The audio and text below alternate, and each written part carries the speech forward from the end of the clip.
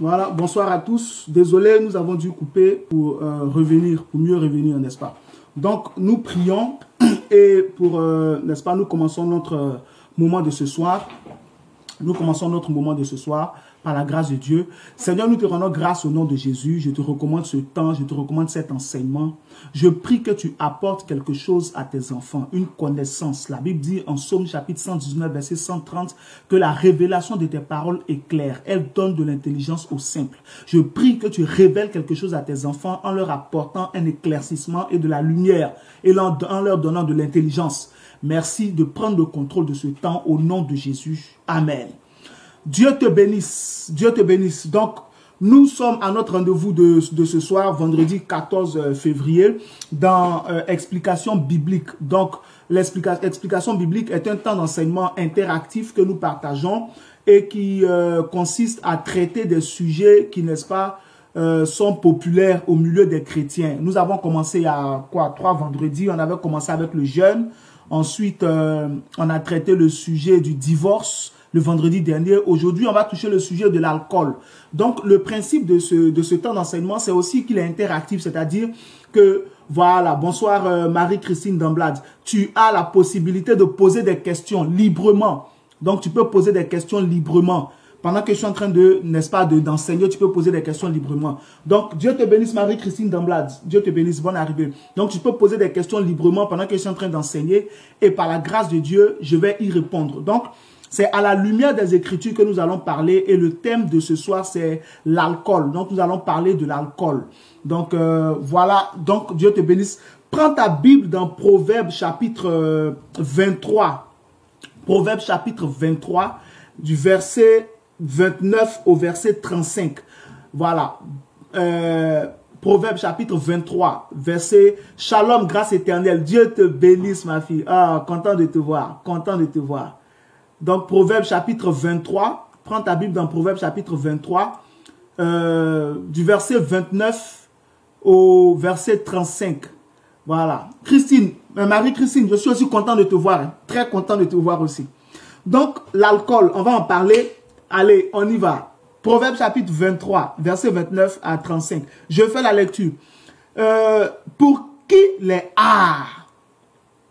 pour qui les hélas, pour qui les disputes, pour qui les plaintes, pour qui les blessures sans raison, pour qui les yeux rouges à la balabalache, pour ceux qui s'attardent auprès du vin, pour ceux qui vont déguster du vin mêlé, ne regarde pas le vin qui paraît d'un beau rouge, qui fait des perles dans la coupe et qui coule aisément. Il finit par mordre comme un serpent et par piquer comme un basilic. Tes yeux se porteront sur des étrangères et ton cœur parlera d'une manière perverse. Verset 34. Tu seras comme un homme couché au milieu de la mer, comme un homme couché sur le sommet d'un mât. On m'a frappé, je n'ai point de mal. On m'a battu, je ne sens rien. Quand me réveillerai-je, j'en veux encore. Voici ce que la Bible dit sur le vin. Ici, quand on parle sur le vin, et ça concerne toutes les boissons enivrantes. Donc ici, on parle du vin. Regardez. Clairement, j'ai dit que notre principe dans l'explication biblique et d'ailleurs dans tout ce que nous prêchons, c'est surtout sur la base des Écritures, pas sur la base de notre imagination, non, sur la base des Écritures, sur ce que la Bible dit. Donc chez toi, tu as aussi ta Bible, tu regardes, tu vérifies ce que je suis en train de dire pour voir si c'est correct ou si c'est pas correct. Alléluia. Donc, ce qu'on voit, c'est que la Bible dit clairement que celui qui suit le vin là, celui qui s'adonne à l'alcool, son quotidien, c'est quoi? C'est les rares, les hélas, les regrets. C'est ce que ça représente ici, les regrets. Tu as fini de boire. Tu étais enivré. Maintenant, c'est le temps des regrets.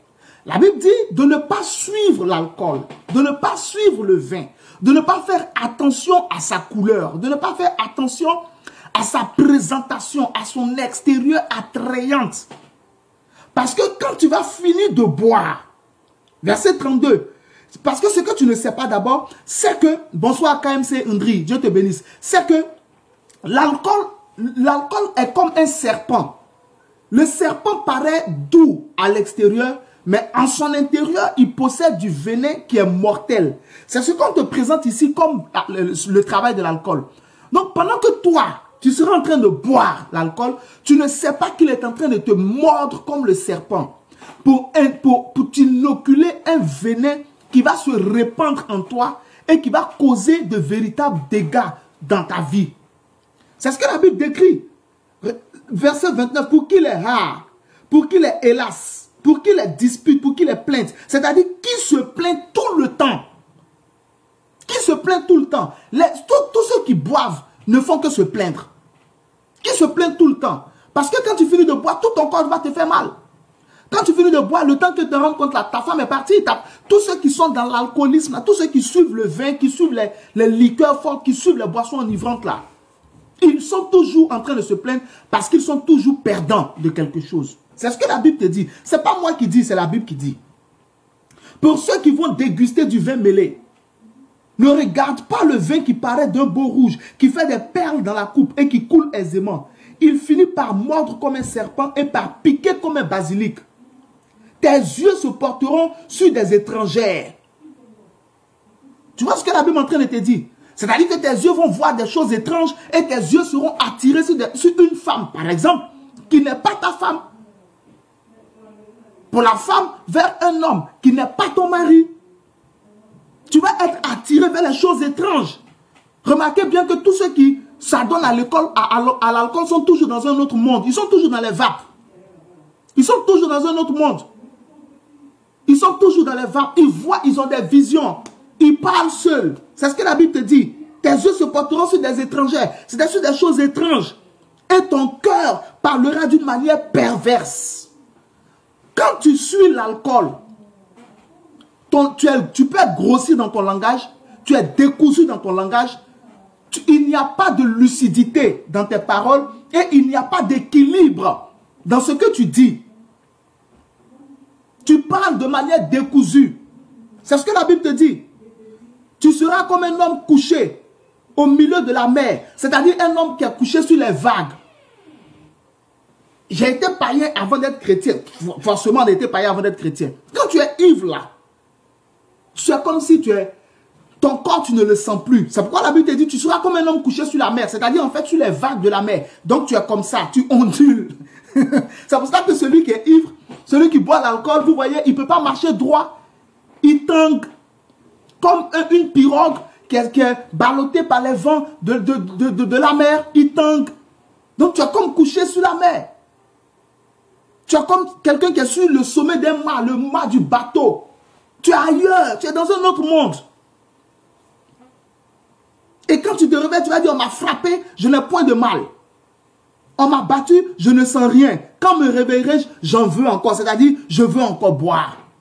Donc, à partir de ce passage déjà, on peut clairement dire, comme à notre habitude, où nous posons un postulat, où nous posons un fondement. Tu peux poser des questions pendant que je parle. Donc, c'est le principe de, n'est-ce pas, explication biblique. On peut poser des questions pendant même l'enseignement. Donc, comme dans mon habitude, je pose un postulat, une base, un fondement. La Bible dit clairement que boire de l'alcool n'est pas bon. Elle ne s'adresse pas ici aux enfants de Dieu. Elle s'adresse à tout le monde. L'alcool n'est pas bon. Suivre l'alcool n'est pas bon. Boire de l'alcool n'est pas bon. C'est ce que la Bible te dépeint. C'est ce que la Bible te dit. Suivre l'alcool n'est pas bon. Boire de l'alcool n'est pas bon. Ça, c'est le fondement sur lequel nous sommes en train de travailler. Tu es un enfant de Dieu, ne t'intéresse pas à l'alcool, ni au vin, ni à la liqueur, ni aux liqueurs, au pluriel, ni à toutes les boissons enivrantes. Parce que ça sera ça, ton quotidien. C'est ce que tu vas faire, les hélas. Tu vas voir des choses étranges. Tu seras dans un autre monde. Tu vas te lever avec des courbatures, des problèmes partout. Tu seras déconnecté de la réalité. Ce n'est pas ça la volonté de Dieu pour toi. Donc déjà, le postulat sur lequel nous travaillons, c'est que l'alcool n'est pas bon. L'alcool n'est pas bon, c'est la Bible qui le dit. Évite l'alcool. Je vais, n'est-ce pas, toucher pourquoi l'alcool n'est pas bon. Mais déjà, comme j'ai dit, je pose un fondement sur la parole de Dieu. À partir de Proverbe 23, verset 29 à 35. Et quand même tu prends Proverbe chapitre 20, verset 1, la Bible dit que le vin est moqueur. Les boissons enivrantes, c'est-à-dire toutes les liqueurs, sont tumultueuses. Celui qui en fait excès n'est pas sage. Proverbe 20, verset 1. Le vin est moqueur. Quand on dit que le vin est moqueur, ce n'est pas que le vin se moque. Non. Quand quelqu'un s'enivre là, il rit bêtement. Quand quelqu'un est ivre, il fait du bruit. C'est pourquoi on dit les boissons enivrantes, c'est-à-dire les boissons fortes, toutes les liqueurs sont bruyantes, sont tumultueuses. Proverbe 20, verset 1. Celui qui en fait excès n'est pas sage. Quand quelqu'un boit, il commence à bavarder. Il n'arrive plus à se contrôler. Est-ce que dans la vie normale, qui aimerait passer sa journée avec quelqu'un qui n'arrête pas de parler? Mais quand tu suis l'alcool, c'est comme ça que tu deviens. Tu bavardes, tu ris bêtement. Tu es dans un autre monde. Tu parles et tu ne peux même pas conduire une discussion sérieuse. Tu ne peux pas conduire une discussion sérieuse. Donc, le fondement que je pose, c'est que l'alcool n'est pas bon. Il n'est pas bon pour tous les hommes, mais encore plus pour les enfants de Dieu. C'est ce que la Bible te met comme fondement. Dieu ne veut pas qu'on boive. Ce n'est pas ce qu'il attend de nous. Évite l'alcool, mon frère. Évite le vin. Évite les liqueurs. Évite la bière. Évite toutes ces choses enivrantes-là. C'est pas bon. Ça va désorganiser ta vie. Ça va désordonner ta vie. Ça va désorganiser ton cerveau. Ça va désordonner ta bouche. Si les boissons enivrantes, les boissons fortes sont tumultueuses, sont bruyantes, elles vont te faire pécher. Pourquoi? Parce que la Bible dit dans Proverbe chapitre 10, verset 19, que celui qui parle trop ne manque pas de péché. Mais l'homme qui retient ses lèvres, celui qui retient ses lèvres est un homme prudent. Mais quand tu es derrière l'alcool là, tu ne peux pas te taire. Tu ne peux pas te taire. Tu deviens comme un fou. Alléluia. Donc voilà déjà le postulat que nous posons vis-à-vis de l'alcool. Quel doit être ton comportement? Quelle doit être ta réaction vis-à-vis de l'alcool? Évite l'alcool. Si tu ne veux pas que les gens s'asseyent pour parler de toi, comme on parle de quelqu'un dans Proverbe 23, versets 29 à 35. Si tu ne veux pas qu'on parle de toi comme ça, évite l'alcool. Alléluia. Pourquoi maintenant l'alcool n'est pas bon? Nous allons présenter, n'est-ce pas, 3 raisons bibliques à partir desquelles on va comprendre que nous n'en avons pas besoin du tout, du tout. Et je répète, la valeur de l'explication biblique, ce sont aussi tes questions, c'est l'interaction qui, n'est-ce pas, donne la valeur à ce temps-là, parce que je le veux vraiment, j'y tiens à ce que tous ceux qui participent, tous ceux qui suivent, puissent participer. C'est ça le but aussi. Donc, n'hésite surtout pas à réagir et à poser des questions. Donc, quelqu'un a dit par exemple, l'alcool, amen, l'alcool n'est pas bon. Pourquoi l'alcool n'est pas bon? On va toucher des raisons bibliques. Première raison que je te donne pour laquelle l'alcool n'est pas bon, c'est que l'alcool est toujours lié à l'ivrognerie. L'alcool, quand on parle du vin, quand on parle des liqueurs fortes et tout, c'est toujours lié à l'ivresse. C'est toujours lié à l'excès. On ne parle pas de l'alcool en parlant de modération, en parlant de quelqu'un qui a bu, qui s'est maîtrisé. Non. Dans la plupart des cas, on parle de l'ivrognerie, on parle de l'excès, on parle de l'ivresse. Ceux qui se sont livrés, ceux qui se sont adonnés à l'alcool, sont toujours allés vers l'ivresse. Ils ont toujours, pour la plupart d'entre eux, atteint l'ivresse. On prend Genèse chapitre 9, verset 1. Genèse chapitre 9, verset 1. Verset 20 à 21 du moins. Genèse chapitre 9, verset 20 à 21. Genèse chapitre 9, verset 20 à 21. On parle de Noé. Vous connaissez tous l'histoire de Noé. Noé qui a cultivé une vigne. et goûter même un verre. Justement même, là, tu auras la réponse dans le premier point, et goûter même un verre. Je réponds en même temps dedans. Noé, vous connaissez tous cette histoire de Noé. Genèse chapitre 9, verset 20 à 21. Noé a été le premier homme à planter une vigne. Et quand Noé a fini de planter la vigne, il a produit du vin, il a bu du vin. La Bible dit qu'il s'est enivré. Et il était couché nu dans sa tente. Noé a commencé par boire par combien de verres? Un verre. Il a commencé par un verre. C'est un piège. C'est pour ça qu'en Proverbe 23, on vous a présenté le vin comme un serpent. C'est-à-dire qu'il y a un esprit derrière. Noé a commencé par un vin. Noé était le premier à produire du vin. Il était le premier viticulteur, Noé. Le premier à cultiver une vigne. En Genèse 9, verset 20, on dit, Noé planta une vigne et il but du vin. Mais quand vous lisez cela dans la version juive, on dit, il but tant de vin. Mais pour boire beaucoup, il faut commencer par un peu. C'est là que le piège se trouve.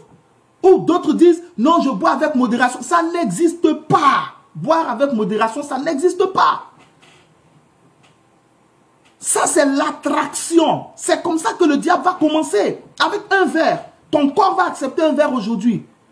Demain, tu vas boire un autre verre. Ton corps va accepter un verre. Après, demain, tu vas boire un autre verre. Ton corps ne va plus accepter un verre. Il voudra 2 verres. C'est ça le système de la chair. La chair en veut toujours plus. Après, ton corps voudra 3 verres. Après, ton corps voudra 4 verres. C'est comme ça que tu vas monter. Noé a bu un peu, il a commencé, il a produit le vin, il a goûté. Après avoir goûté, il a trouvé que c'était bon, il a regoûté. Après avoir regoûté, il a bu. Il a bu un verre. Il a bu 2 verres. Il a bu 3 verres. Il est parti jusqu'à ce qu'il soit ivre. Regardez tous ceux qui sont des braqueurs aujourd'hui, qui sont dans le grand banditisme. Aucune personne dans le grand banditisme n'a commencé comme braqueur ou bien comme on appelle, casseur de banque. Aucun. Tous les grands bandits qu'on voit là, ils ont commencé en volant dans le portefeuille de leur maman, en volant à l'école le stylo de quelqu'un. Mais comme ils ne se sont pas arrêtés à temps, ils ont grandi et ils sont allés petit à petit, n'est-ce pas, de petits vols, de petits vols, de petits vols, de petits vols, en grand vol. Voilà comment ça se passe. Voilà comment la chose se passe. Donc c'est un verre que tu bois. Mais après ton corps en demandera 2 verres. Après ton corps en demandera 3. Éphésiens chapitre 5 verset 18 dit, ne vous enivrez pas de vin. Ne vous enivrez pas de vin. Vous voyez, quand on parle du vin, on parle de l'ivresse. Il y a donné Genèse 9. J'ai répondu en même temps à la question de notre soeur. Et goûter un verre. Ne vous enivrez pas de vin. Mais on commence toujours par un verre pour s'enivrer. Personne ne devient ivre en buvant un tonneau. En même temps, non, personne. Il boit un verre, il boit 2, il boit 3, il boit 4. Mais chaque fois dans la Bible, je dis bien dans la Bible, qu'on a fait référence au vin, on a parlé de l'ivresse. Éphésiens 5, 18. Ne vous enivrez pas de vin. Quand on prend 1 Samuel, chapitre 1, 1 Samuel, chapitre 1, chapitre 1, verset 13 à 14. On parle de la mère de Samuel, avant que Samuel naisse. Quand Anne est allée prier, 1 Samuel, chapitre 1, verset 13 à 14, le prêtre Élie sans eux, le père spirituel de Samuel, le prêtre Élie a vu Anne en train de prier. Comme elle priait, elle ne parlait pas et qu'elle ne faisait que remuer les lèvres et que ça faisait longtemps qu'elle était là, il a pensé qu'elle était ivre. Et voici la phrase qu'il a fait sortir de sa bouche. Jusqu'à quand seras-tu dans l'ivresse? Fais passer ton vin. Vous voyez, chaque fois qu'on parle du vin, chaque fois qu'on parle de l'alcool, c'est lié à l'ivresse. Parce que ça n'existe pas. Quelqu'un qui va gagner à ce jeu-là, vis-à-vis de l'alcool. Non, je bois un verre à table. C'est spirituel. C'est pas un jeu. Tu vas boire un verre à table aujourd'hui. Demain, tu vas boire un autre verre à table. Après, demain, tu vas boire un autre verre. Après, demain, tu vas boire au fur et à mesure, en fonction de de la circonstance. Tu vas commencer à boire 2 verres. Tu vas commencer à boire 3 verres. Tu vas commencer à boire 4 verres. Tu vas commencer à boire 5 verres. Au fur et à mesure. Un jour, tu vas aller acheter toi-même parce que tu reçois des invités qui, eux aussi, boivent chacun un verre. Et tu vas commencer à avoir une cave chez toi à la maison. Finalement, tu ne vas pas boire un verre parce que ton corps va te demander plus. Prenez l'exemple sur ceux qui sont fumeurs. Personne n'est devenu fumeur en un jour. Tous ceux qui ont fumé la cigarette, tous ceux qui sont devenus fumeurs, au début, c'était pour le fan. C'était juste pour être entre copains. Mais ils se sont surpris aujourd'hui à fumer 2 paquets, 3 paquets. Ça commence toujours petit à petit. Quelque part, Jésus a dit, celui qui est fidèle en peu de choses, l'est aussi dans les grandes choses. Ça veut dire que tu commences petit à petit. Amen. Grâce éternelle, j'espère que je suis en train de répondre à ta question. Donc, chaque fois qu'on parle de l'alcool, on parle de quoi? On parle de l'ivresse. C'est toujours lié à l'ivresse. Quand on prend Luc chapitre 21, verset 34, Luc chapitre 21, verset 34, Jésus dit, prenez garde à vous-même. Hein? Il dit, prenez garde à vous-même de crainte que vos cœurs ne s'apesantissent par les excès du manger et du boire. Par les excès du manger et du boire. Prenez garde à vous-même de peur que vos cœurs ne s'apesantissent par les excès du manger et du boire. C'est-à-dire par l'ivrognerie. Mais c'est petit à petit que tu commences. Et tu montes. Donc chaque fois qu'on a parlé d'alcool, chaque fois on a parlé de quoi? D'ivrognerie. En Galates chapitre 5, verset 19 jusqu'à 21, au verset 21, on dit que ceux qui s'adonnent à l'ivrognerie n'iront pas au ciel. Donc, l'alcool met ta vie éternelle en danger. Ah, j'espère que je suis en train de parler à quelqu'un. Est-ce que vous êtes là avec moi? L'alcool met ta vie chrétienne en danger. L'alcool met ton salut en danger. Parce que quand tu vas commencer à t'adonner à l'excès, tu ne vas même pas te rendre compte. Mais tu seras déjà dedans et tu ne peux plus être sauvé. Parce que la Bible dit en Galates 5, 21 que je vous l'ai déjà dit, je vous le répète, que ceux qui pratiquent de telles choses n'hériteront point le royaume de Dieu.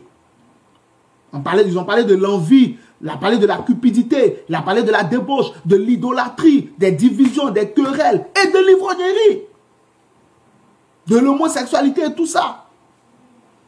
Donc chaque fois que dans les Écritures, on a parlé de l'alcool, on a parlé d'ivresse. Donc ça veut dire qu'il y a un piège dedans. Et que si tu commences à goûter un verre, tu vas t'étonner un jour à commencer à être alcoolique. Or ça, ce n'est pas la volonté de Dieu.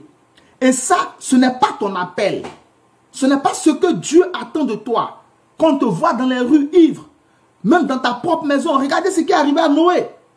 Noé s'est saoulé. Je vous explique rapidement. Noé s'est saoulé. Son fils, l'un de ses fils, Cam, est venu, puisqu'il était nu. Vous voyez ce qui se passe? Noé, en tant que tel, le grand Noé, à qui Dieu a parlé. Noé, par qui Dieu a maintenu l'humanité sur la terre. Le grand Noé, nu dans sa tente. Nu dans sa tente. Sa femme n'était pas là. Il a bu. Le vin l'a piégé. Malgré sa relation avec Dieu, le vin l'a piégé. Nu dans sa tente. Couché comme ça. Comme n'importe qui et comme n'importe quoi. Son fils Cam l'a vu. Il a vu la nudité de son père. Il est allé dire ça à Sem et Japheth. Quand il a fini de dire ça à Sem et Japheth ils sont venus à reculons. Ils ont pris un vêtement, ils ont couvert leur père sans regarder sa nudité. Lorsque Noé s'est réveillé, Noé a maudit le fils de Cam, Canaan. Mais je vous pose la question, qu'est-ce que Canaan avait à voir dedans? C'est son père qui a vu la nudité parce qu'ils ont raconté à Noé ce qui s'était passé. C'est Cam qui a vu la nudité de Noé, c'est pas Canaan. Mais pourquoi Noé a-t-il maudit Canaan? Parce qu'il était désordonné dans la tête. C'est ça les conséquences de l'alcool. L'alcool va te dérégler, ça va te faire perdre ta lucidité. Il a maudit la mauvaise personne pour rien comme ça. Et c'est ce que Dieu rattrape plus tard, en y établissant le peuple d'Israël. Est-ce que quelqu'un comprend ce que je suis en train de dire? Donc si tu rentres dans ce jeu, tu vas te faire piéger. Et j'ai donné l'exemple des braqueurs. Aucun braqueur n'a commencé avec des armes. Ils ont tous commencé à voler dans le portefeuille de leur mère, dans le portefeuille de leur père. Ils ont commencé à voler à l'école. Mais personne ne les a arrêtés. Eux-mêmes, ils n'ont pas réfléchi pour arrêter. Ils sont allés plus loin et trop loin. Le temps de s'en rendre compte, ils ont commencé à prendre goût au vol. Et ils sont devenus de grands bandits. Cela n'est pas ton partage au nom de Jésus. Tu ne prendras pas goût à l'alcool. Et goûter un verre, c'est déconseillé. Je te conseille de ne pas goûter un verre. Ne bois pas l'alcool. Base-toi sur Proverbe 23, versets 29 à 35 que je t'ai donné. Et base-toi sur, n'est-ce pas, le premier point qui dit que tout ce qui est relié à l'alcool conduit vers l'ivresse. Alléluia. Est-ce que vous êtes avec moi? Deuxième raison pour laquelle l'alcool n'est pas bon, c'est que l'alcool est lié à la débauche. Éphésiens 5, 18 dit que ne vous enivrez pas de vin, c'est de la débauche. Quand tu deviens ivre là, tu peux coucher avec n'importe qui. Vous êtes d'accord avec moi, non? Quand quelqu'un est saoulé, il peut coucher avec la voisine. Il peut coucher avec une femme qui est saoulée, peut coucher avec son voisin, peut coucher avec n'importe qui. Sans s'en rendre compte. Ne vous enivrez pas de vin, c'est de la débauche parce que l'alcool conduit à la débauche. Ça te fait perdre ton raisonnement. Ça te fait perdre ton bon sens. Et tu fais ce qu'on ne fait pas. Et tu dis ce qu'on ne dit pas. Ça te conduit, c'est ce que la Bible dit dans Proverbe 23, verset 34 et verset 33, que ton cœur parle avec perversité, d'une manière perverse. Tu n'as plus de limites. L'alcool est relié à la débauche. Éphésiens 5, 18. Ne vous enivrez pas de vin, c'est de la débauche. L'alcool est lié à la débauche. Il y a, comment on appelle?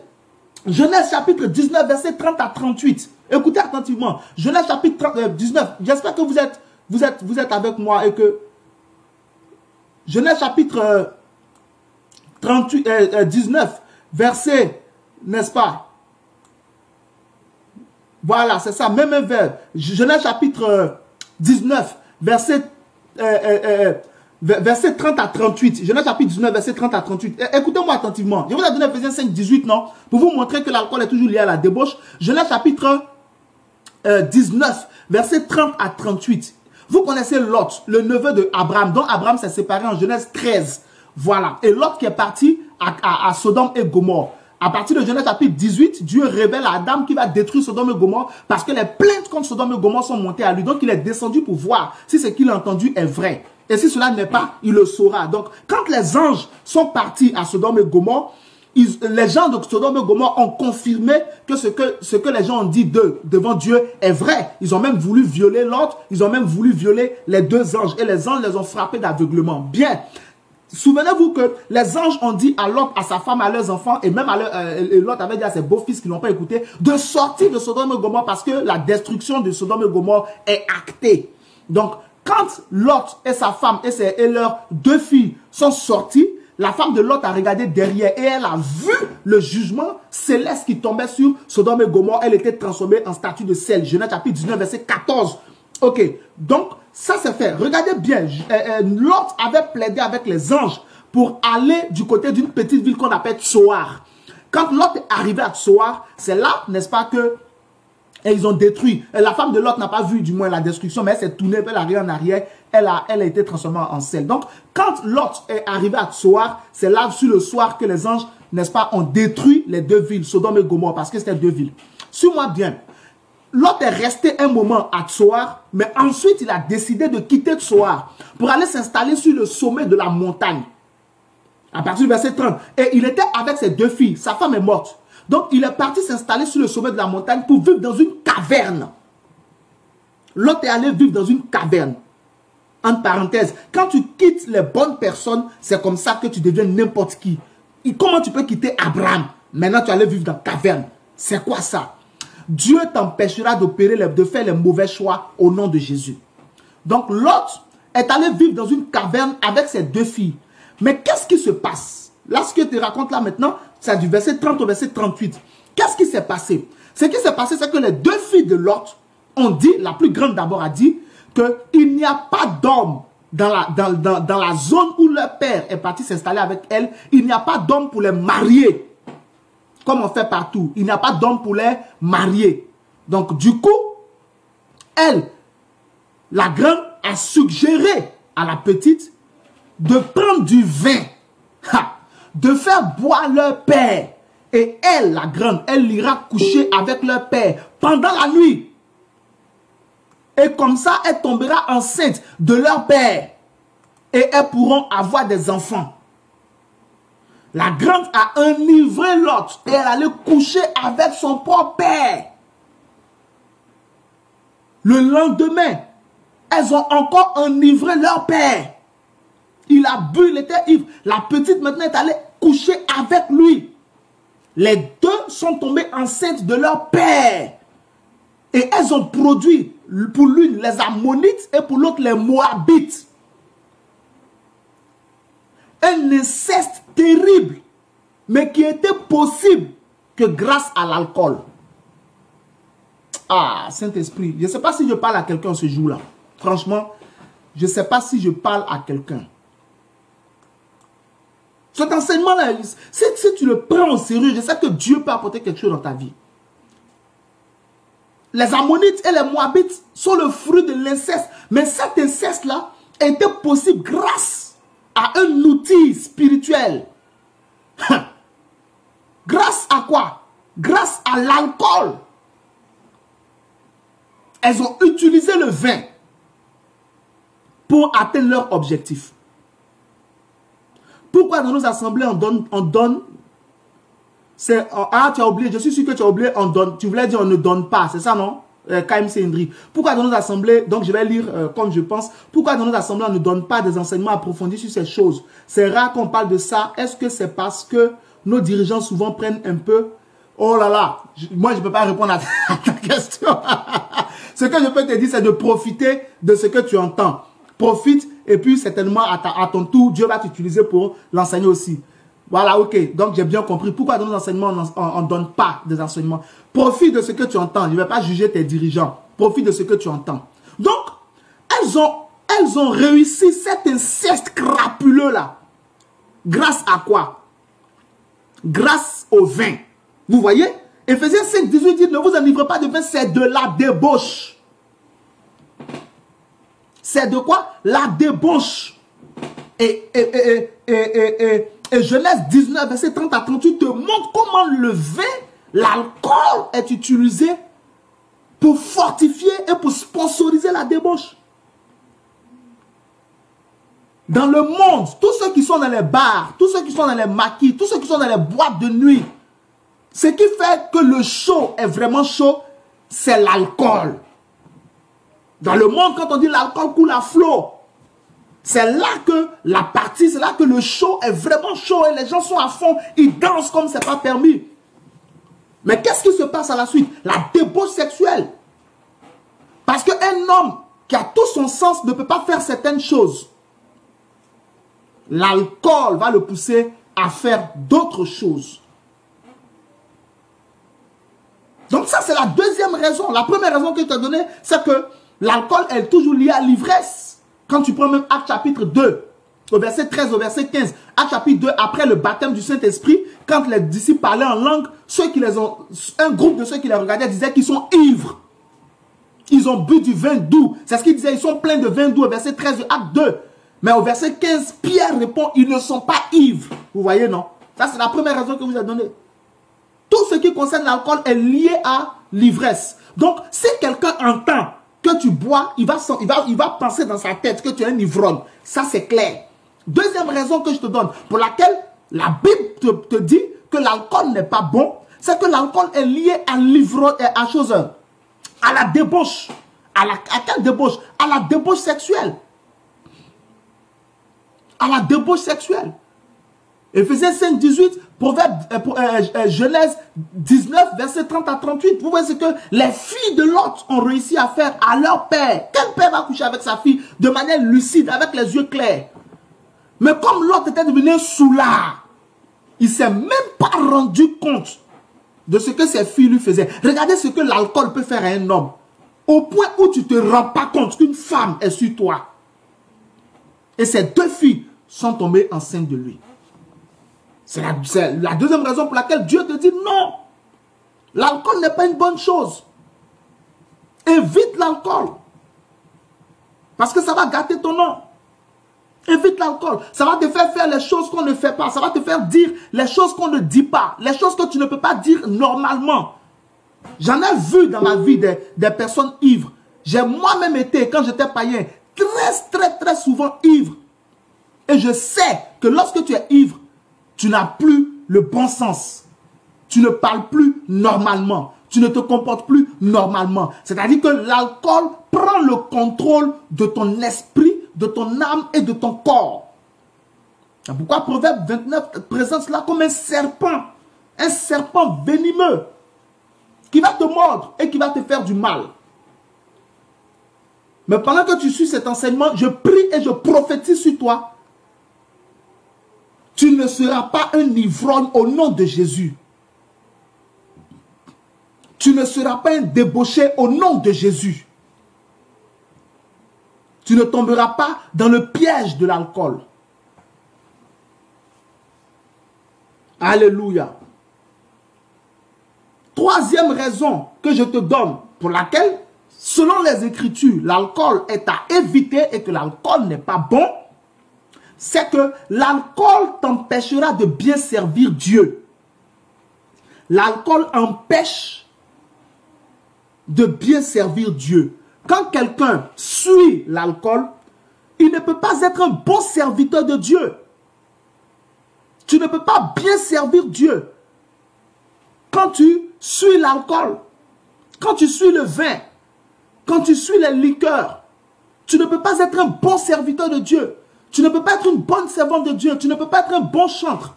Tu ne peux pas être une bonne chantre. Tu ne peux pas être un vrai prédicateur, un bon prédicateur. Tu ne peux pas être un bon tu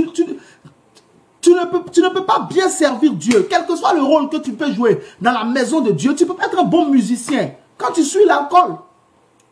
Avant de te donner des versets bibliques qui soutiennent ce que je dis, je vais quand même te poser une question. Si quelqu'un vient t'évangéliser et que sa bouche pue l'alcool, est-ce que toi tu vas l'écouter? Est-ce que tu auras confiance en lui? Je pose la question. Si j'ai obtenu une réponse, gloire à Dieu. Si quelqu'un vient t'évangéliser et que pendant qu'il te parle, si quelqu'un vient te prêcher la parole, si quelqu'un vient t'enseigner et pendant qu'il te parle, tu sens l'alcool dans sa bouche, est-ce que toi, tu auras confiance en lui? Est-ce que tu vas l'écouter? Bien sûr que non. Il ne s'agit pas ici de dire, il va te dire non, j'ai pris qu'un seul verre. Ça, ce n'est pas ton problème. Le fait que tu sentes l'alcool dans sa bouche, ça tue déjà ta foi. Un prédicateur qui va venir sur la chair, qui sera en train de prêcher, et on sent l'odeur de l'alcool. On n'est pas sûr que c'est lui qui boit, qui a bu. Maintenant, il arrive vers toi pour prier pour toi, il t'impose la main, il dit reçois, et c'est l'odeur du vin, l'odeur de la liqueur, l'odeur de la bière. Tu vas rien recevoir, tu vas fermer ton cœur. Donc, l'alcool empêche de bien servir Dieu. C'est pour cela qu'à certaines personnes, on voit dans les Écritures qu'avant même leur naissance, les liqueurs fortes, le vin leur était interdit. Quand on prend Juge chapitre 13, au sujet de comment il s'appelle, Samson, la mère de Samson, Juge chapitre 13, versets 2 à 5. L'ange de l'Éternel a dit à la mère de Samson, la femme de Manoah, qu'elle ne doit pas boire du vin, ni des boissons enivrantes. Aucune liqueur forte. Au verset 5, pourquoi? Parce que l'enfant qu'elle va enfanter là, il est consacré à Dieu. Vous voyez? Pour ne pas que cet enfant serve Dieu mal, on a dit à sa mère, tu ne vas pas boire d'alcool. Parce que l'enfant que tu vas enfanter sera consacré à Dieu. On parlait de Samson. Quand on prend Luc chapitre 1, verset 13, pareil, verset 13 à 15, l'ange Gabriel, il a dit à Zacharie que sa femme Élisabeth deviendra enceinte et qu'elle enfanterait un fils. Et il a dit clairement à Zacharie que cet enfant ne doit pas boire de vin, il ne doit pas boire de liqueur forte. Non! Parce qu'il sera rempli du Saint-Esprit dès le sein de sa mère. Dès le sein de sa mère, il sera rempli du Saint-Esprit. Donc, il ne fallait pas qu'il boive du vin. Il ne fallait pas qu'il boive des liqueurs. Donc, l'alcool empêche de bien servir Dieu. C'est pour cela que ça a été interdit à la femme de Manoah concernant Samson qui allait naître. Ça a été interdit d'avance à Jean-Baptiste. Et regardez bien comment il y a une opposition entre le vin et le Saint-Esprit. L'ange dit à Zacharie qu'il ne doit pas boire de vin, il ne doit pas boire de liqueur, parce qu'il sera rempli du Saint-Esprit dès le sein de sa mère. Donc, comme il sera rempli du Saint-Esprit, il ne peut pas être rempli de vin. C'est pourquoi dans Ephésiens 5, 18, quand on continue, la Bible dit, ne vous enivrez pas de vin, c'est de la débauche, mais soyez au contraire remplis du Saint-Esprit. Donc, il y a une opposition claire entre le Saint-Esprit et l'alcool, que ce soit le vin ou la bière ou les liqueurs fortes. Il y a une opposition claire entre le Saint-Esprit et l'alcool. Celui qui veut bien marcher avec le Saint-Esprit devra éviter ça. C'est ce qu'on est en train de nous dire. Je vais vous raconter quelque chose qui s'est produit dans la Bible. En Lévitique chapitre 10, verset 1, 2, et puis ensuite verset 8 à 11. Lévitique chapitre 10, verset 1, 2, vous connaissez certainement cette histoire. Et puis ensuite verset 8 à 11. La Bible parle de Nadab et Abihu. Si vous vous souvenez, les deux fils de Aaron qui ont été tués par Dieu. Ces deux fils qui avaient envoyé du feu étranger. Ils ont pris l'encensoir. Ils ont mis l'encens sur l'encensoir et ils ont pris du feu qu'ils ont mis sur l'encensoir. Et la Bible dit immédiatement que le feu est sorti de devant l'Éternel et ils ont été brûlés, consumés. Ils sont morts. Est-ce que tu me suis? Ils sont morts. Dieu les a tués avec son propre feu. Nadab et Abihu. Nadab et Abihu n'étaient pas n'importe qui. Nadab et Abihu étaient des sacrificateurs. Ils étaient les fils de Aaron. Aaron qui était le souverain sacrificateur. Quand ils ont fini de les enterrer, au verset 8, regardez bien, Lévitique 10, verset 1, 2, Nadab et Abihu viennent y mettre du feu étranger sur l'encensoir. Dieu, la Bible dit que l'Éternel ne leur avait pas recommandé cela. Ce n'est pas ce qu'il leur avait recommandé. Ok, Dieu les tue par son propre feu. Écoute-moi attentivement, tu vas comprendre quelque chose. Dieu les tue par son propre feu. Ok, on les enterre et tout. Verset 8 à 11. Brusquement, Dieu donne une nouvelle loi à Aaron. Il dit à Aaron de ne pas boire du vin, ni des liqueurs. Lui et ses fils, quand ils doivent rentrer dans la tente d'assignation, de peur qu'ils ne meurent, il dit de peur que vous ne mouriez. Car cela vous empêchera de faire la distinction, d'être capable de discerner entre ce qui est saint et ce qui est profane, entre ce qui est pur et ce qui est impur, et à enseigner à vos enfants et au peuple après vous toutes les lois que je vous donne. Vous voyez? Pourquoi est-ce que Dieu donne au verset 8 jusqu'au verset 11 une loi aux souverains sacrificateurs et aux sacrificateurs sur l'alcool après la mort de Nadab et d'Abihu qui ont envoyé devant lui du feu étranger? C'est simple. Ça veut dire que Nadab et Abihu se sont trompés et ont oublié les lois que Dieu avait données sur la gestion de l'encensoir parce qu'ils étaient ivres, parce qu'ils avaient bu, parce qu'ils étaient saoulés. C'est tout. C'est parce qu'ils étaient ivres, c'est parce qu'ils avaient bu qu'ils ont oublié ce que Dieu avait recommandé et ils sont morts. Donc Dieu, pour ne pas que Aaron et les autres fils qui sont restés commettent la même erreur, il donne immédiatement une loi pour dire à Aaron et à ses autres fils de ne pas boire d'alcool, de peur qu'ils ne soient pas capables de discerner entre ce qui est saint et ce qui est profane, entre ce qui est impur et ce qui est pur, et qu'ils ne puissent pas enseigner cela aux autres. Donc l'alcool t'empêchera de bien servir Dieu. Quand tu te livres au vin, quand tu te livres au liqueur, tu ne peux pas faire la différence entre ce qui est saint et ce qui est profane, entre ce qui est impur et ce qui est impur. Parce que l'alcool attaque l'esprit de discernement, le don de discernement des esprits. L'alcool va attaquer le don de discernement des esprits. Et tu ne seras plus capable de prêcher correctement la parole de Dieu. En tant que chrétien, tu ne seras plus capable de servir correctement ton Seigneur. Tu vas commencer à mélanger ce qui est bon avec ce qui est mauvais. Tu vas mélanger les ténèbres et la lumière. le saint et le profane, le pur et l'impur. Tu ne pourras plus faire la différence entre ce que Dieu interdit et ce que Dieu donne, Dieu ordonne, Dieu recommande. C'est pour ça qu'il leur a dit cela, Lévitique chapitre 10, verset 1, 2, verset 8 à 11. Ne buvez pas, de peur que vous ne mouriez. Tu es un enfant de Dieu, évite la bière, évite les vins, évite les liqueurs. Sois rempli du Saint-Esprit pour servir ton Dieu correctement. Parce que si tu t'adonnes à l'alcool, tu ne pourras pas servir Dieu correctement, frère. Tu ne pourras pas servir Dieu correctement, ma soeur. Tu vas monter sur la chair, tu seras saoulé. Qu'est-ce que tu vas dire de la part de Dieu? Qu'est-ce que tu vas dire? Tu vas venir faire du bruit. Qu'est-ce que tu vas apporter d'édifiant au peuple de Dieu? Rien. Tu ne pourras rien apporter d'édifiant. Tout ce que tu vas dire ne proviendra pas de l'esprit, mais proviendra de ton cœur, de la chair. C'est pour ne pas que ça t'arrive que Dieu a permis que tu sois en train de suivre un tel enseignement. Donc, que disons-nous en somme au sujet de l'alcool? Il n'est pas bon pour un enfant de Dieu d'avoir une relation avec l'alcool. Ce n'est pas bon. Un enfant de Dieu, un serviteur de Dieu doit éviter de boire. Pour ton propre bien, j'ai donné 3 raisons. J'ai dit la première raison, c'est que l'alcool est lié à l'ivrognerie, à l'ivresse. Je t'ai donné les passages bibliques. Actes chapitre 2, verset 3, verset 13 et verset 15. Je t'ai donné Genèse chapitre 9, verset 20, 21. Je t'ai donné Éphésiens chapitre 5, verset 18.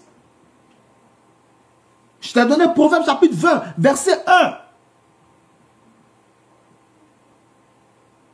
Tout ce qui est alcool, quand on parle d'alcool, on parle de ivresse. Évite ça. Deuxième raison que je t'ai donnée pour laquelle la Bible te dit que l'alcool n'est pas bon, c'est que l'alcool est relié à la débauche. Je t'ai encore redonné Éphésiens 5, 18. Je t'ai donné aussi Genèse chapitre 19, verset 30 à 38. Comment les filles de Lot ont couché avec leur père en utilisant le vin pour accéder à la nudité de leur père. Et troisième raison que la Bible te donne, c'est que l'alcool empêche de bien servir Dieu. Quand tu suis l'alcool, tu ne peux pas servir Dieu correctement. C'est ce qui est arrivé à Nadab et Abihu. En Lévitique chapitre 10, verset 1, 2, ils se sont trompés en mettant un brasier sur l'encensoir. Pourquoi? Parce qu'ils étaient ivres. Et au verset 8, au verset 11, Dieu donne immédiatement une loi à Aaron. Il dit, toi et tes fils, vous ne boirez pas de vin, ni de liqueur forte, lorsque vous rentrez dans la tente d'assignation, de peur que vous ne mouriez. Car vous ne pourrez pas discerner entre le saint et le profane, entre l'impur et l'impur, et enseigner à vos enfants et au peuple toutes mes lois. Donc quand tu t'adonnes à l'alcool, tu ne peux pas faire la différence entre la sanctification et le péché. Tu ne peux pas faire la différence entre la sanctification et le péché. Tu vas mélanger tout. Tu ne pourras pas faire la différence entre les ténèbres et la lumière, entre le vrai et le faux. L'alcool attaque le don de discernement des esprits, dont on parle dans 1 Corinthiens chapitre 12, verset 10. Le don de discernement des esprits, l'alcool attaque, donc tu ne discernes plus. Qu'est-ce qui est de Dieu et qu'est-ce qui n'est pas de Dieu? Tu peux tout accepter. Si tu es un leader, tout va rentrer dans ton église. C'est pour ne pas que ça t'arrive que le Seigneur te parle, frère. Évite l'alcool. Tu n'en as pas besoin. Surtout même au temps où nous sommes aujourd'hui là. Le temps dans lequel nous sommes aujourd'hui là. Cela n'est pas nécessaire pour un enfant de Dieu de boire. Les gens deviennent de plus en plus incrédules. Qu'est-ce que tu vas gagner toi à ce qu'on t'identifie comme un chrétien qui boit? Qu'est-ce que tu vas gagner? Rien. Tu ne pourras même pas évangéliser les gens. J'ai donné l'exemple. J'ai dit, toi-même qui me suis, mon frère ou ma soeur, toi qui me suis, si quelqu'un vient te prêcher la parole et que sa bouche sente l'alcool, est-ce que tu vas l'écouter? À moins que quelqu'un me dise non, oui, la véritable réponse ici c'est non. Hein? Quelqu'un vient te prêcher l'évangile et puis sa bouche pue le vin, pue la bière. tu ne vas plus l'écouter. Donc si tu es chantre, tu aimes ton ministère, évite le vin, évite les liqueurs. Ne bois pas, tu n'en as pas besoin. Tu es prédicateur. Peu importe qui tu es, même si tu n'es pas serviteur de Dieu. Là, je parle par rapport au dernier point que j'ai donné. Ça va t'empêcher de bien servir Dieu. Alors Dieu veut que tu le serves bien. C'est ce qu'il a recommandé à Aaron et à ses fils. Pour ne pas que vous commettiez la même erreur. Évitez le vin. C'est ce qu'il a dit. Et au sujet de Jean-Baptiste, c'est ce que l'ange Gabriel a dit, n'est-ce pas, au père de Jean-Baptiste. Ton fils ne doit pas boire l'alcool. Il ne doit pas boire le vin, il ne doit pas boire le vin, parce qu'il sera rempli du Saint-Esprit. L'alcool s'oppose au Saint-Esprit. Comme les œuvres de la chair sont opposées aux œuvres de l'Esprit. Comme la chair a des désirs qui sont opposés aux désirs de l'Esprit, l'alcool te donnera des désirs opposés aux désirs de l'Esprit. C'est pour cela qu'il faut éviter ça. Tout simplement, il n'y a pas à réfléchir midi à 14 h. Il n'y a pas à réfléchir. Si tu aimes ta vie, si tu aimes l'esprit, si tu as pour objectif de grandir avec Dieu, si tu as pour objectif de te développer spirituellement, si tu as pour objectif de prospérer à tous égards avec Dieu, évite l'alcool. Laisse les... J'en ai parlé, je reparle. Laisse les doctrines de... On peut boire avec modération. Laisse ça.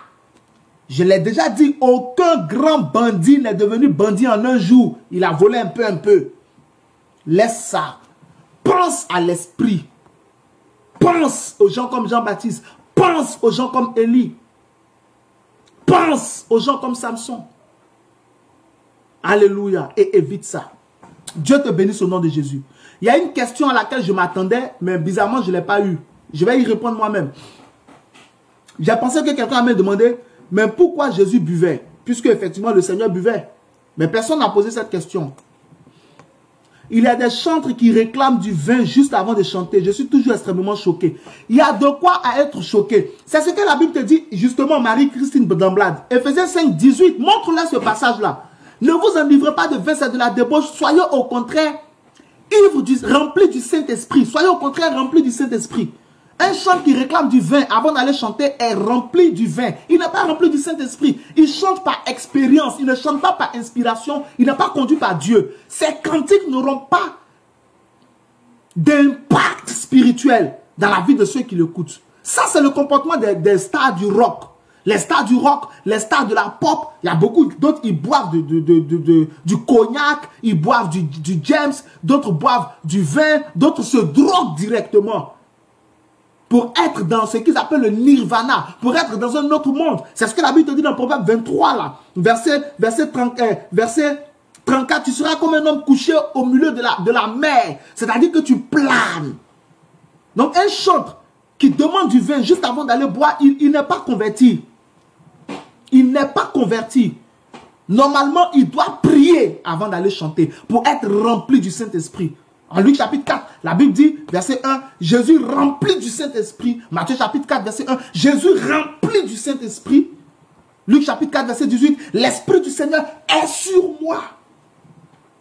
En Jean chapitre 20, Jésus, verset 22, c'est d'abord de moi, Jésus souffle sur ses disciples, il dit, recevez le Saint-Esprit.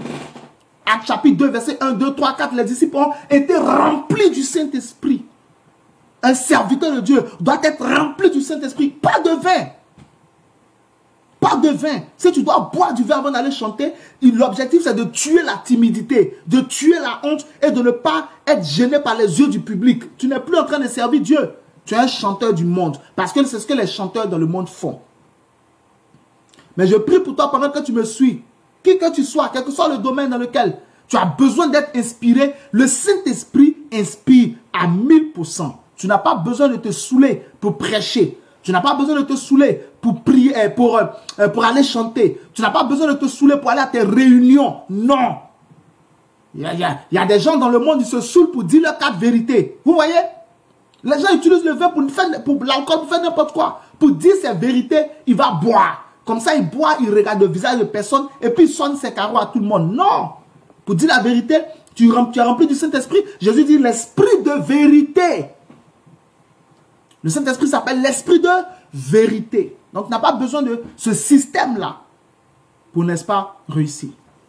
Donc, j'espère que j'ai répondu à ta préoccupation. Dieu vous bénisse. Ok. Donc, on va terminer avec ceci. Donc, peut-être que quelqu'un va te dire, mais pourquoi Jésus buvait? Ou bien en Jean chapitre 2, Jésus a transformé l'eau en vin. Les réponses sont claires. D'abord, en Jean chapitre 2, on dit Jésus a transformé l'eau en vin. Donc, nous aussi, pourquoi on ne peut pas boire? En Jean chapitre 2, verset 10, l'ordonnateur du repas a dit aux serviteurs qui leur ont envoyé le vin, l'eau changée en vin. Et pas aux serviteurs, quand ils ont fini de goûter, l'ordonnateur du repas a dit aux mariés, voilà, Jean chapitre 2, verset 10, il a dit aux mariés, tout homme sert d'abord le bon vin, et après qu'on se soit enivré, maintenant le moins bon vient. Toi, tu as donné le moins bon au début, c'est maintenant tu donnes le bon. Le vin, l'eau que Jésus a changé en vin, là, ça n'a pas... Eux, ils n'avaient jamais bu ça. Ils étaient déjà ivres. Donc, c'est même pas ce que Jésus a fait là, qui a contribué à quoi que ce soit dans la fête. Eux-mêmes, là, ils avaient déjà fini leur cargaison de vin. Ils étaient déjà ivres. Donc, on ne peut pas s'appuyer sur ça pour boire. Parce qu'eux, ils étaient déjà saoulés, finis, fatigués même. Et la Bible dit clairement que Jésus a changé l'eau en vin. Donc, si tu veux t'appuyer sur Jean chapitre 2 pour boire là, va chercher l'eau qu'on transforme en vin et non les raisins pressés pour faire du vin. Donc, le vin de Jésus là n'a même pas servi dans la fête. Les gars étaient déjà saoulés. Ça n'a même pas servi à quelqu'un. Jésus l'a fait pour rendre service, mais ça n'a pas servi à quelqu'un. Ils étaient déjà saoulés. Et en plus, même le goût était autre. Deuxièmement, on voit dans les Écritures que Jésus buvait. Donc, quelqu'un peut dire, j'ai pensé que la question allait venir, mais personne n'a posé la question. Le Saint-Esprit m'a aidé à comprendre, à partir des Écritures, Matthieu chapitre 11, verset 17 à 18. Verset 18 à 19, Matthieu 11, 18 à 19. Jésus buvait. Donc, quelqu'un peut dire, mais Jésus lui-même buvait, donc on peut boire.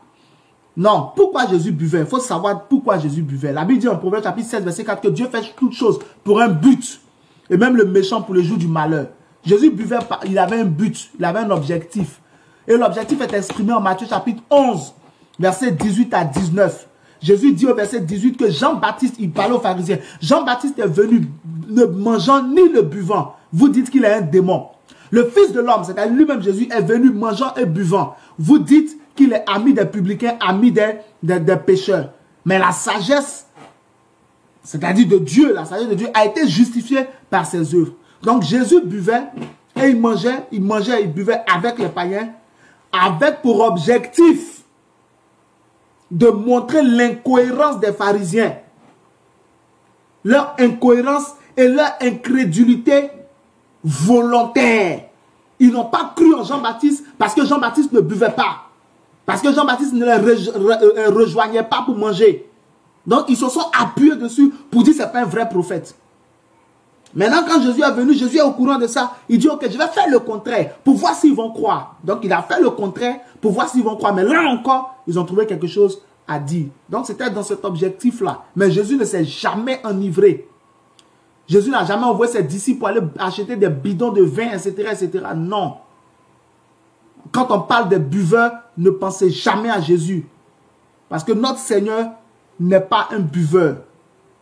Il a donné un enseignement, il a voulu communiquer quelque chose à quelqu'un au travers de ces actions-là. C'était prophétique, c'était un signe en Israël. Alléluia. Que Dieu nous bénisse abondamment au nom de Jésus. Nous avons donc terminé cet enseignement du jour de explication biblique sur le thème de l'alcool. J'espère que quelqu'un, n'est-ce pas, a été béni et que quelqu'un a reçu quelque chose. On nous suit, le direct se fait en simultané sur ma page EV Paul Aubrou, et en même temps sur mon profil EV Paul Aubrou aussi, du même nom. Donc, sur ma page EV Paul Aubrou, je salue tous ceux qui ont suivi là-bas. Que Dieu vous bénisse, Élie, Samuel, Adon et tout ceci. C'est maintenant que la page est fonctionnelle. Donc, c'est le premier direct qui passe sur la page. Donc, Élie, Samuel, Adon, Dieu te bénisse. Tous ceux qui ont suivi là-bas, que Dieu les bénisse au nom de Jésus. Donc, vous pouvez, je vous demande aussi de, n'est-ce pas, me soutenir. Allez aimer la page EV Paul Aubrou. Normalement, si vous êtes mes amis, vous avez reçu l'invitation à aimer EV Paul Aubrou. C'est ma page, aimer aussi. Nous faisons les directs en simultané. Donc, je suis en direct sur EV Paul Aubrou de la page et je suis en direct là où la cravate est violette sur la photo de profil et je suis en direct sur EV Paul Aubrou de profil. Donc, Dieu vous bénisse au nom de Jésus. J'espère que cet enseignement... révérend, c'est maintenant que tu es arrivé. Dieu vous bénisse. Donc, j'espère que cet enseignement vous a apporté quelque chose. J'espère que vous avez reçu quelque chose de la part de Dieu. J'espère que vous avez été édifié. Si c'est le cas, que le nom du Seigneur soit glorifié. Si c'est aussi le cas, n'hésitez pas, n'est-ce pas, à partager la vidéo et puis à partager avec vos amis, à partager dans les groupes. Donc, que Dieu vous bénisse. Je passe juste quelques annonces et puis nous prions pour la fin. Donc, mardi prochain, donc, nous avons encore rendez-vous. Bon, maintenant que certaines personnes arrivent, nous sommes à la fin. Essayez de prendre ça en différé. Et puis, j'espère que Dieu va vous bénir. Donc, mardi prochain, nous sommes par la grâce de Dieu ensemble pour présence divine. Notre temps de prédication et de prière. Donc, présence divine mardi à 20h30. Soyez connectés. Soit sur ma page, sur mon mur. Vous connectez sur les deux. En tout cas, vous suivrez le direct en simultané. Donc, mardi prochain, 20h30. À partir de 20h30, nous avons présence divine. Donc, c'est un temps de prédication et de prière. Où je prie pour les malades, je prie pour tout le monde. Donc, soyez connectés à 20h30 pour que nous puissions partager la parole de Dieu ensemble. Et puis, mercredi, nous avons aussi notre groupe de prière que nous avons mis sur pied dans le groupe sur le réseau social Skype. Donc, le groupe, c'est du nom Luc 181. Donc, si tu n'as pas encore Skype, télécharge Skype, installe Skype sur ton ordinateur ou sur ton téléphone et envoie-moi une invitation à EV Paul Aubrou sur Skype pour me dire que tu veux être ajouté au groupe. Et nous allons, n'est-ce pas, prier ensemble mercredi à partir de 21h à 22h. Nous avons 1 heure de prière. Si tu veux te développer dans la prière, tu veux apprendre à prier, là, j'apprends à prier avec les Écritures, à partir des Écritures. Nous ne donnons pas nos sujets de prière. Donc, tu ne viendras pas pour donner ton sujet de prière. Non. Je donne une exhortation et à partir de l'exhortation, je sors les sujets de prière et nous prions ensemble. Donc, ça va vraiment t'aider, ça va vraiment te faire du bien. Nous avons eu notre première séance le mercredi passé et c'était formidable. Donc, ça, c'est le groupe de prière Skype les mercredis à partir de 21h, de 21h à 22h, heure de Paris. Donc, heure GMT, ça fait, comment ça s'appelle 20h à 21h. Donc, soit vraiment, rejoins-moi sur Skype. Donc, si tu n'as pas Skype, installe Skype sur ton ordinateur ou sur ton téléphone. Et puis, envoie-moi une invitation à EV Paul Aubrou. Et pour me dire que tu vas être ajouté au groupe, je vais t'ajouter et nous allons prier ensemble. Et vendredi prochain encore, nous aurons explication biblique par la grâce de Dieu. Donc, Dieu vous bénisse. Merci d'avoir suivi cet enseignement. Nous prions pour la fin. Pendant que tu suis, si tu es malade, mets la main là où tu as mal. Que le Seigneur te guérisse au nom de Jésus. Que sa puissance te visite. Quelle que soit la maladie, si c'est l'asthme, tu es guéri. Si c'est l'onchocercose, tu es guéri. Si c'est le VIH, tu es guéri. Si c'est le rhumatisme, tu es guéri. Si c'est la tuberculose, tu es guéri. Si c'est un diabète, tu es guéri. Si c'est la stérilité, tu es délivré totalement. Mari de nuit, femme de nuit, tu es délivré. Si tu fais des cauchemars, tu es guéri. Si tu as des douleurs dans ton corps, les chaleurs inexplicables, tu es guéri. Si tu as la toux, tu es guéri. Tu as la grippe, tu es guéri. Tu as le paludisme, tu es guéri. Tu es paralysé, tu es guéri. Tes pieds gonflent, tu es guéri. Si tu as des problèmes dans les yeux, problèmes dans les oreilles, problèmes dans la bouche, tu es guéri. Problèmes dans la gorge, tu es guéri. Tu as des problèmes dans la colonne vertébrale, des migraines et tout ça, tu es guéri au nom de Jésus. Quelle que soit la maladie qui est dans ton corps, Psaume 107, 20, la Bible dit, il envoya sa parole et les guérit. Tu es guéri puissamment par la puissance de Dieu au nom de Jésus. Nous prions pour la fin. Ma tête est une bonne tête. Ma vie est une bonne vie. Les anges de Dieu combattent pour moi. La grandeur de Dieu est avec moi. Quelle que soit la situation, je vaincrai, j'aurai la victoire. Mes mains sont bénies, mes pieds sont bénis. Je suis béni au nom de Jésus. Amen. Dieu te bénisse.